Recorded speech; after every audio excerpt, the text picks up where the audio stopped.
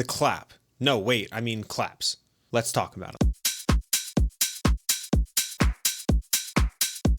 As electronic music producers, it can be really tempting to just grab a random clap, slap it on 2 and 4, and call it a day. And sure, sometimes there's that perfect splice clap that fits into every single one of your tracks seamlessly. But that's not what I'm talking about today. Today I'm talking about upping your clap game and turning them from an afterthought into a piece of ear candy for your tracks. I'm going to talk about 3 different levels of better claps. The first one being beginner, the second one being a little bit more intermediate, and the third one being advanced.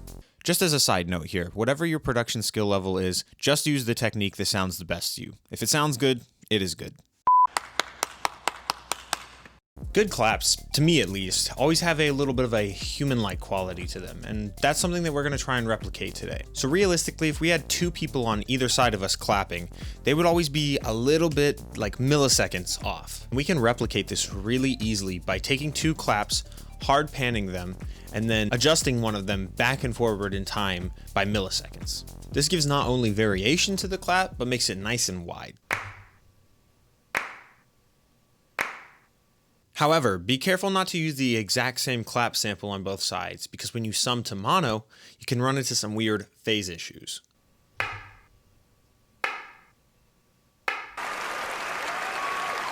To build on our hypothetical scenario from earlier, if we had 2 people on either side of us clapping, they'd be off by milliseconds, but by different amounts each time. Now what I mean by this is that some beats they would be almost perfectly together right on beat, and some beats they'd probably be a little bit more off, whether early or late. Now we can replicate this using those 2 same claps and a delay. First, group the claps, and then apply a delay set to 0% feedback and 100% dry wet. Next, switch to a time-based setting rather than quantized, unlink them, and adjust the time by milliseconds here.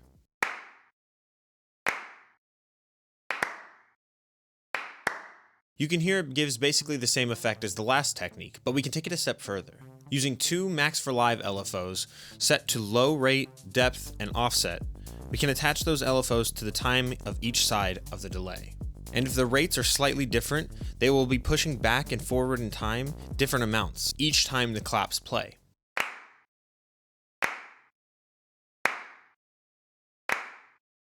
This will also affect the pitch of the claps, but we can turn that off by using something other than repitch, but that's more of a taste thing. To take our analogy even further, if we had 2 people clapping on either side of us, they'd be off each time by milliseconds, and they would sound different every time. You've probably experienced something like this when you're clapping. Sometimes you get a nice air bubble right between the hands and it sounds nice and fat, and other times it sounds like you're slapping 2 pieces of lunch meat together. So for this advanced technique, instead of using just clap samples, we are going to use 2 samplers. The next step is to drag in multiple clap samples, go to zones, select velocity, right click, and select distribute equally. This makes it so that when we trigger a MIDI note, the sampler will look at the velocity of that note and trigger whatever sample falls into that zone. But kind of like the LFOs, we want something a bit random. Luckily, Ableton has a MIDI effect for that called Total Random. Simply drag that into your sampler chain and you'll hear that it's playing a different clap sample each time.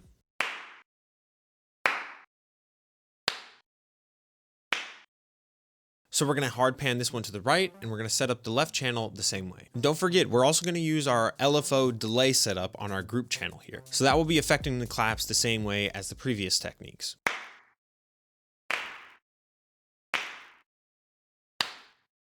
And it goes without saying that claps and snares go hand in hand, so if you want to up your snare game, check out this video right here, and I'll see you in the next one. Okay, bye. Subscribe.